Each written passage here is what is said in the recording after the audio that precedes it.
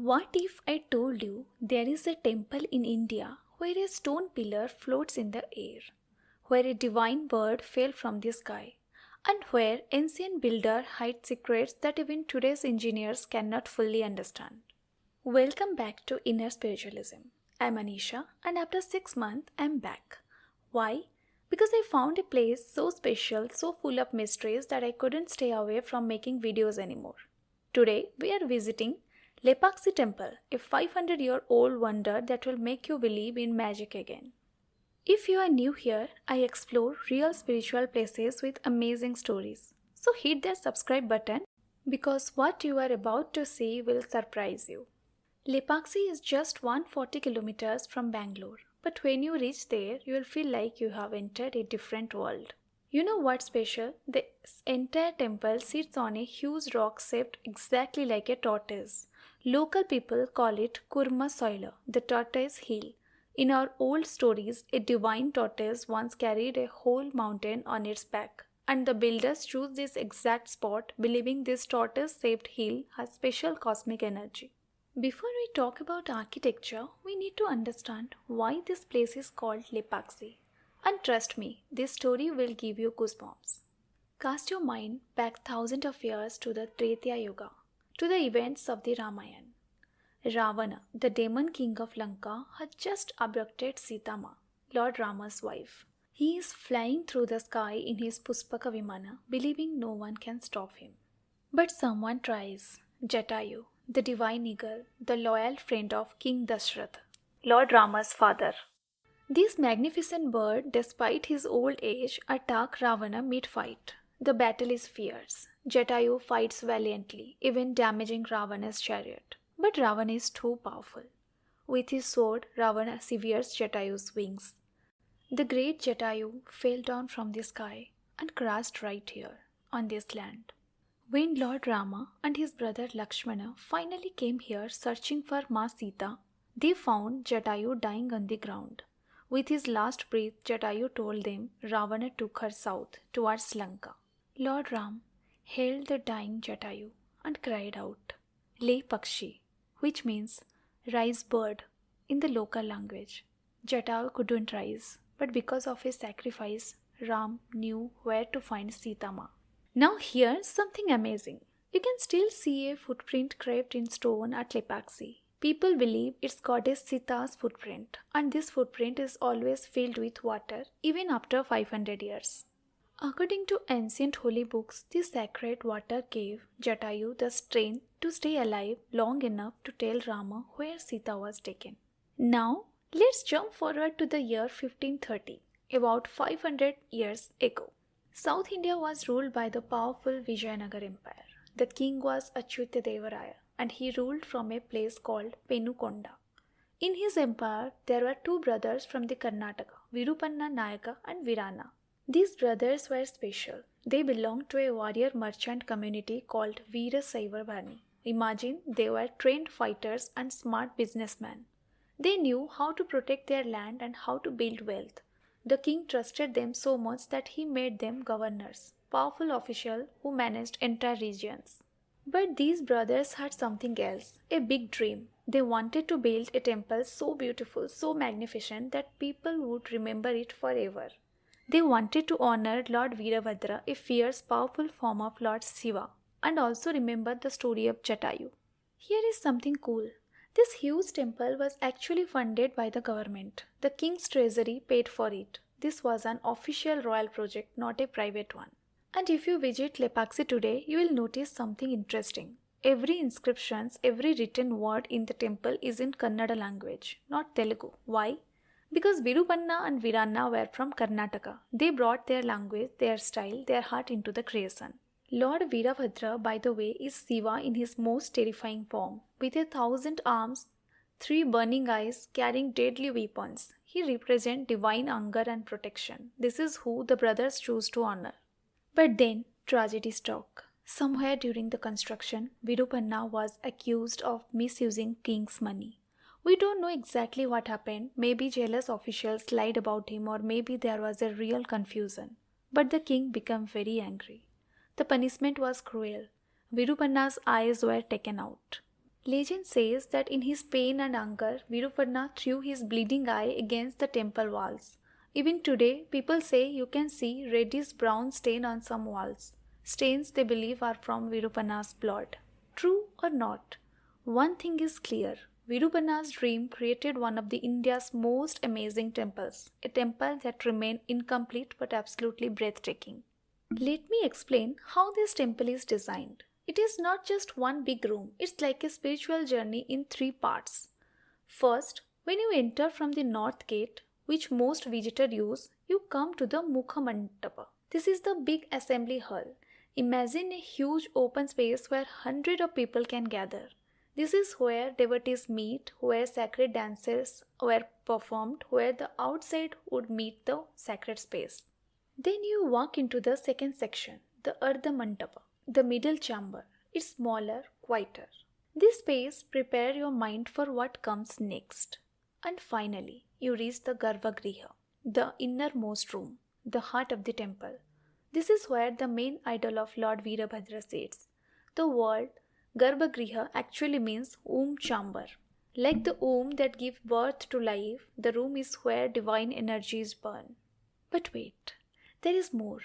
Below this innermost chamber, there is a cave, and according to tradition, a great sage called Agastya lives in this cave. He meditated here for years and personally placed the sacred Shivalinga in this temple. Imagine the spiritual power of a place where a great sage once lived and meditated. The whole temple is surrounded by two walls, like protective circles. The outer wall has 3 gates. Once you inside, you pass through another gate to reach the beautiful open hall I mentioned earlier. Every single measurement, every placement was carefully planned according to ancient architecture rules called Vastu Shastra. Nothing was random. Every stone was placed with intention. Now let me show you something that most tourists completely miss. On the eastern side of the temple, there is a huge granite boulder. And carved into this rock is something beautiful and mysterious, a giant serpent with multiple heads. Its hood spread open like an umbrella, protecting a Shivalinga underneath. In Hindu beliefs, serpents represent protection, wisdom, and spiritual energy. This carved serpent isn't just decoration, it's a guardian. Those multiple hoods spreading out represent expanded awareness and protection of sacred space. Now think about how this was made. Granite is one of the hardest stones in the world. Someone carved this serpent every scale, every detail of the hood, the coils into the solid granite using simple tools. How many days, how many workers, how much patience and devotion does it take to turn hard rock into art? Now we came to Lepakshi's most famous mystery, the pillar that doesn't touch the ground. The temple has 70 stone pillars in the main hall, but one pillar, just one, hangs in the air. There is actually a gap between the pillar and the floor. You can pass a thin cloth underneath it. Some people even pass a small stick through the gap. How is this possible? How does a heavy stone pillar hold up the roof without touching the ground? Engineers and architects have studied this for years. The best explanation is this: the pillar is one of the 4 pillars supporting the roof, but the ancient builder designed the weight distribution so perfectly that this one pillar carries almost no weight. It balances so precisely that it looks like it's floating. But here is what it gets interesting. During British rule in India, a British engineer was so curious about this pillar that he tried to move it to understand its secret. When he pushed it slightly, the entire building started shaking and cracking. He got scared and stopped immediately. The pillar settled back, but now it hangs a bit off center, a reminder of what happens when you disturb ancient wisdom. Some people believe there is a spiritual reason. In ancient Indian architecture, certain pillars were built to channel cosmic energy from the earth and sky. Could this hanging pillar be an energy channel? A deliberate design based on spiritual science that we have forgotten. What do you think?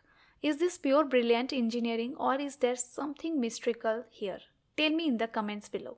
If the floating pillar amazed you, wait until you see what's outside the temple. About 200 meters away from the main building sits a massive Nandi, the sacred bull of Lord Shiva. But this isn't just any statue. This is one of the biggest Nandi sculptures in all of the India, carved from a single piece of rock. How big? 27 feet long and 15 feet high. That's almost as long as a bus. Every detail is perfect. The beautiful jewelry around Nandi's neck, the decorative bells, the peaceful expression on his face. Remember, this was carved 500 years ago with basic tools. But here is what most people do not notice.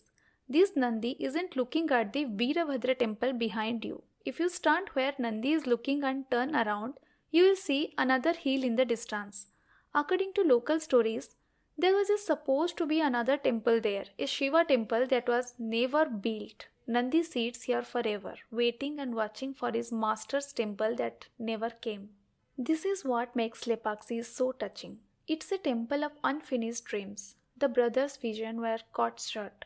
The second temple was never built, yet what they left behind is more powerful than any completed project could be. The Giant Nadi reminds us that sometimes waiting with faith is more beautiful than arriving at the destination.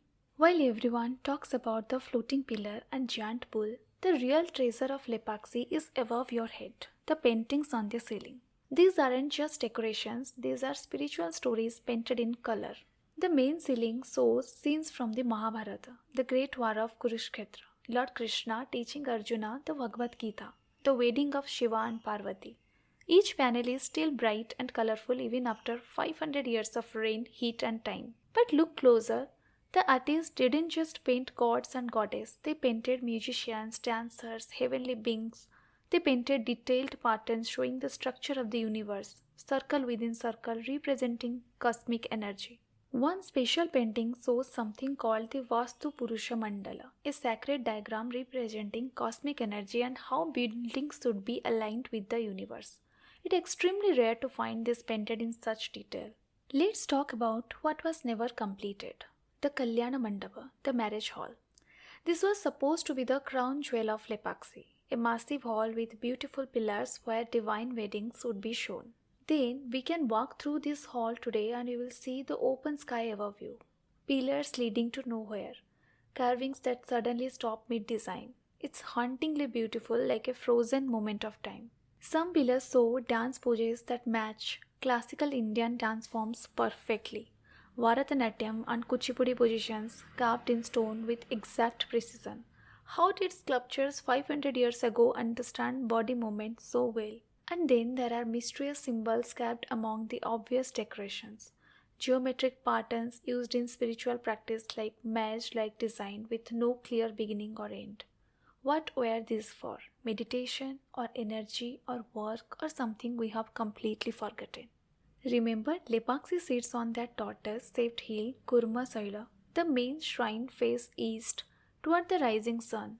During certain time of the year when day and night are equal, sunlight falls directly on the Veerabhadra idol. From the cave where sage Agastya meditated beneath the inner chamber to that serpent guardian on the eastern rock, everything is positioned with both astronomical and spiritual precision. So, what does this 500-year-old temple teach us today in 2025? First lesson, great things do not need to be complete to be powerful. Second lesson, our ancestors were brilliant. Third lesson, stories give life to stones.